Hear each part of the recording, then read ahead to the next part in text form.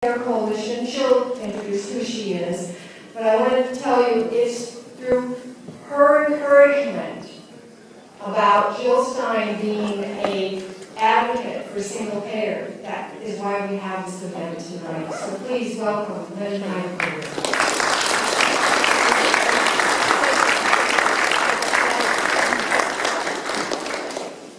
Hi everyone, welcome. My name is Lynn Heidelberg. I've been a nurse for 40 years. I advocate for single payer for many reasons. One, it's the moral thing to do. Healthcare is a human right. And I'm a nurse who sees the people who did not get preventive care. And a lot of your poor people are diabetic.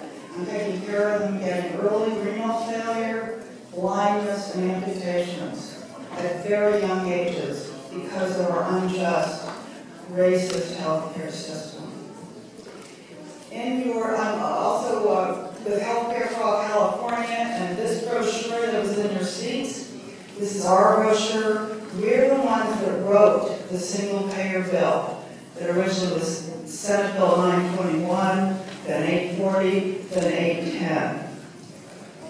This lavender is about Dr. Stein, and on the back is when our next coalition meeting is and how to access Green Party information.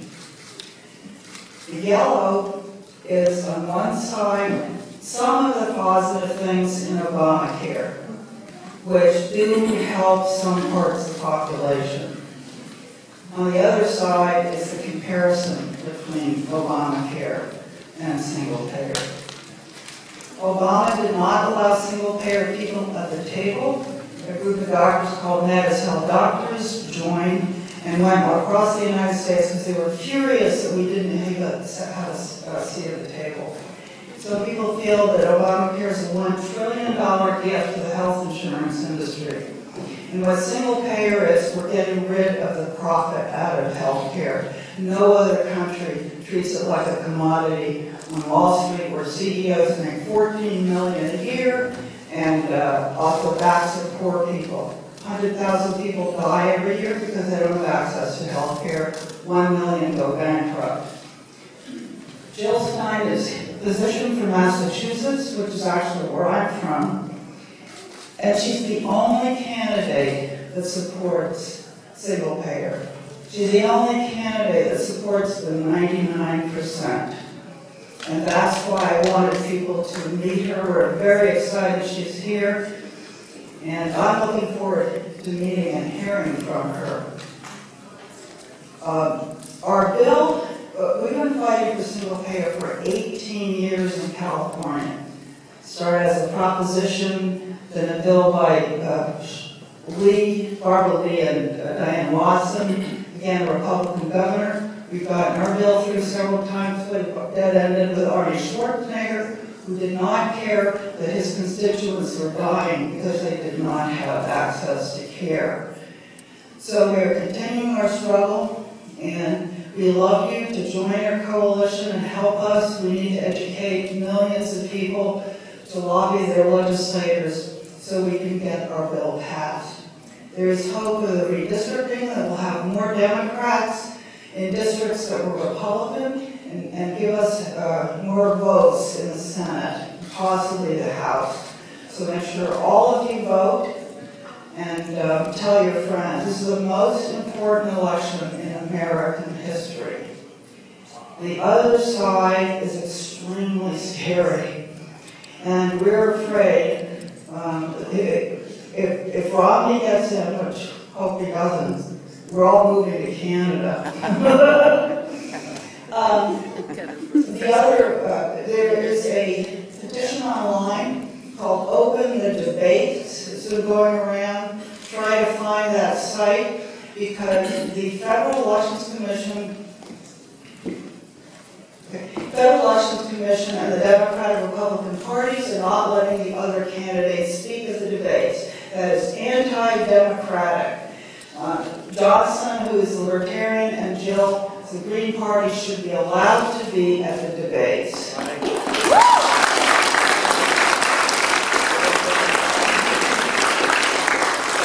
Now I have the honor of introducing Dr. Jill Stein to you.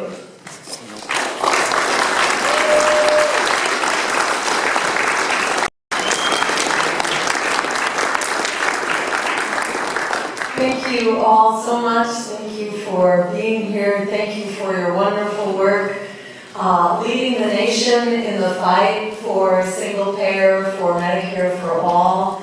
Thank you to the National Nurses Association, formerly the California Nurses Association, for being a real driving force to bring Medicare for all to the American people, which the American people are really clamoring for.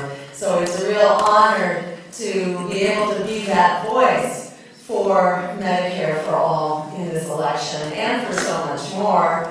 And before I get too far into this, I just want to be sure to give a big thank you to Mary and Kathleen for arranging this wonderful gathering tonight.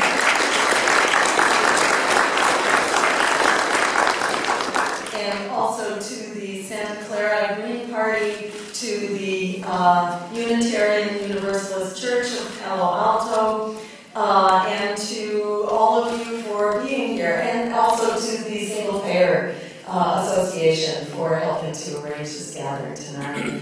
And we are on this just amazing roll right now. We've just rolled in from Northern California from visiting 4 of the college campuses where we had just an amazing, incredible reception.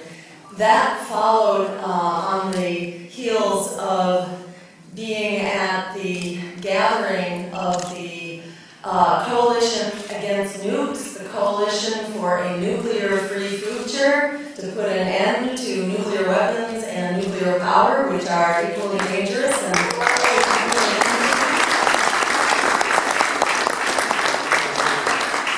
And before that, we had just come from the Occupy Wall Street one-year anniversary.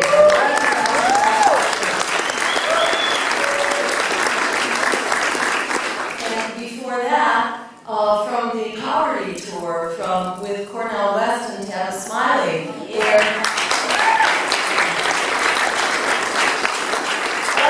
all of the presidential candidates had been invited to speak on their poverty tour, and as you might imagine, I was the only one to show up. All along the way, we just had this incredible reception. I should mention also the Chicago Teachers Union.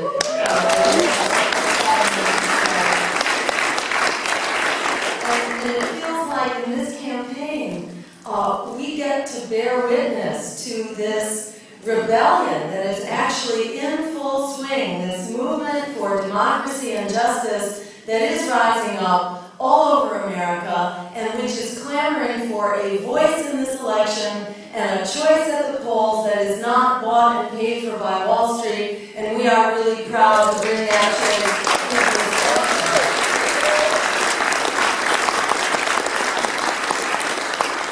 So, it's really a credit to all of us that we are at this incredible historic moment. It really is a perfect storm for political transformation.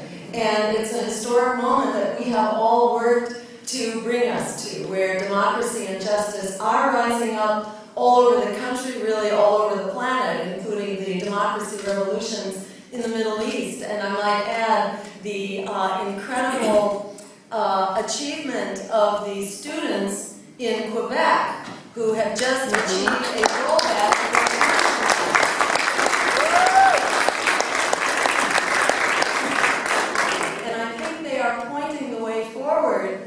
For us, because there is so much that young people have at stake.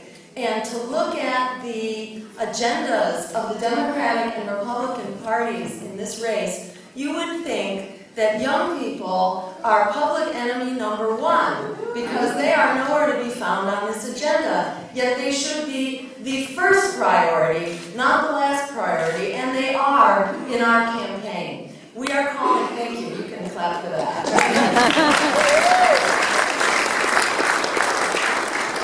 Because it's young people, who are really bearing the burden of where we're going and where we are. yet you don't see them or their issues given the light of day at all from the corporate-sponsored campaigns here. So we have this incredible burden of student debt. We just heard from the Federal Reserve last week that they're going to be undertaking yet another bailout for the Wall Street banks and for the mortgage brokers. They're expecting to spend perhaps another $1 trillion bailing out Wall Street yet again. Instead of bailing out the crooks who got us into this mess with their waste, fraud, and abuse on Wall Street, we should be bailing out the students who've been the victims of that mess and putting an end.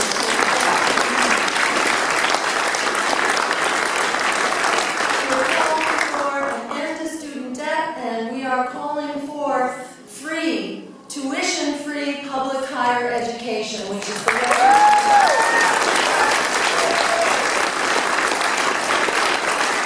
and we can afford this. We know from the GI Bill. We did this before, after the Second World War. We paid, as taxpayers, we paid for the college education of more than 1 million returning soldiers.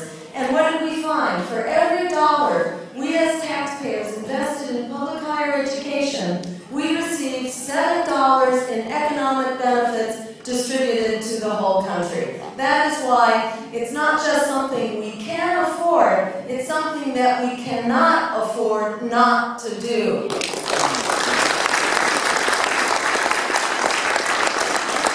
And in the same way that we have provided education through a high school degree for throughout the 20th century. We did that because it was essential for economic security. So in the 21st century, guess what? You need a college degree for economic security. So it's only a matter of justice that we provide it. By the same token,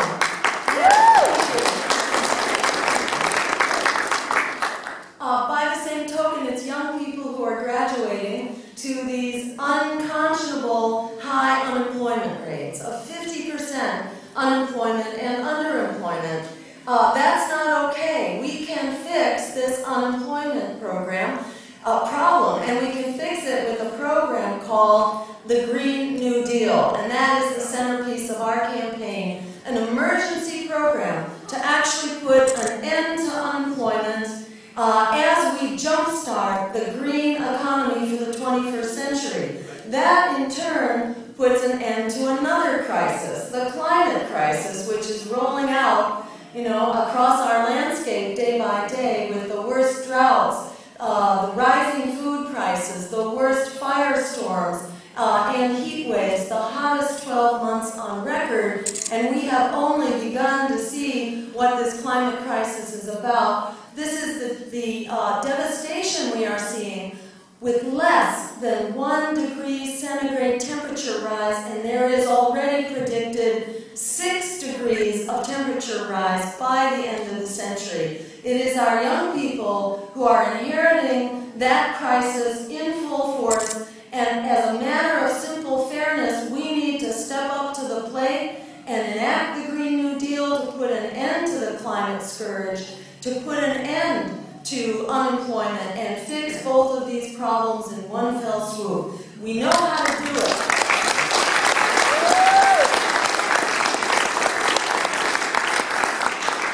We did this in the New Deal that got us substantially out of the Great Depression in the 1930s.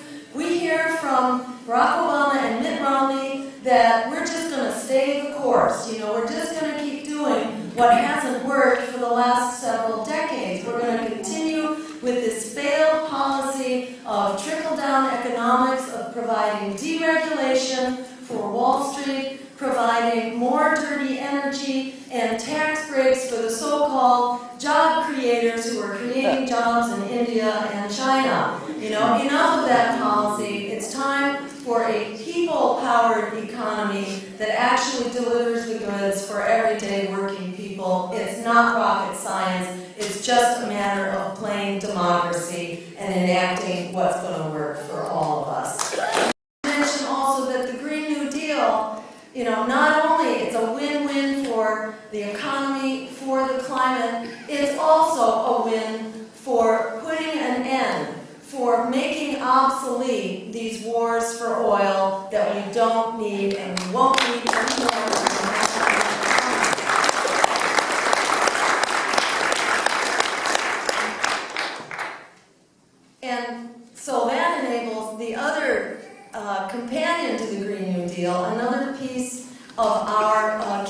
agenda, which is to downsize the military to the year 2011. Thank you, of course, to Stanford University and NYU for that wonderful report that they just released yesterday, which again just drives home what is common sense, which is that dropping bombs out of drones on weddings and funerals is not the way to win the hearts and minds of the people of the Middle East.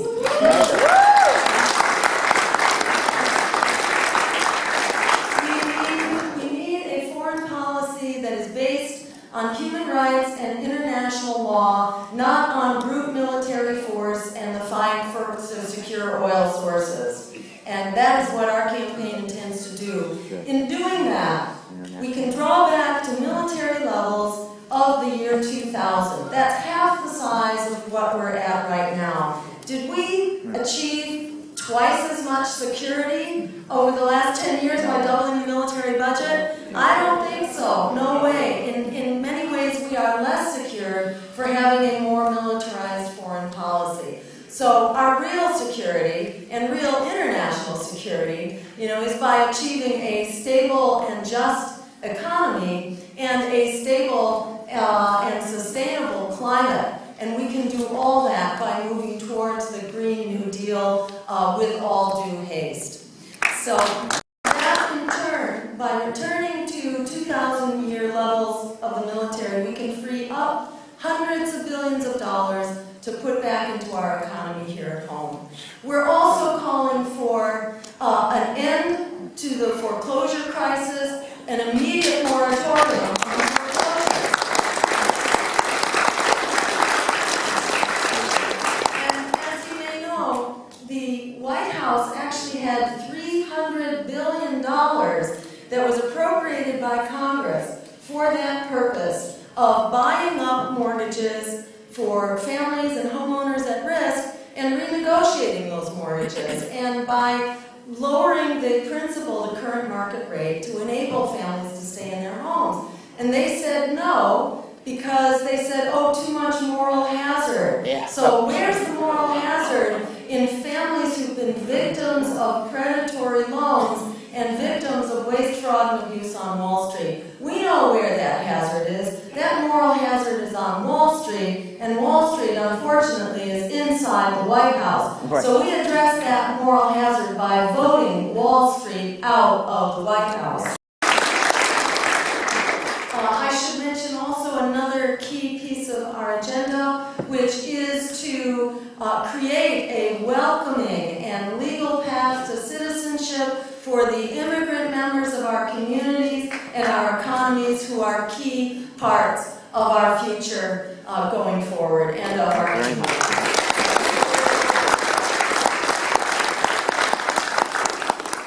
The president basically created a 2-year worker permit program for a small subset of those undocumented Americans. It's important to remember why they came here to start with. They came here because NAFTA enabled the dumping of cheap agricultural goods on the economies of Latin America, which basically put millions of farmers out of business. We created that wave of economic refugees. To fix that crisis of immigration, we need to go back and change this free trade agreement, which is free if you're a corporation. It's very costly for everybody else. We need to change that free trade agreement into fair trade agreements.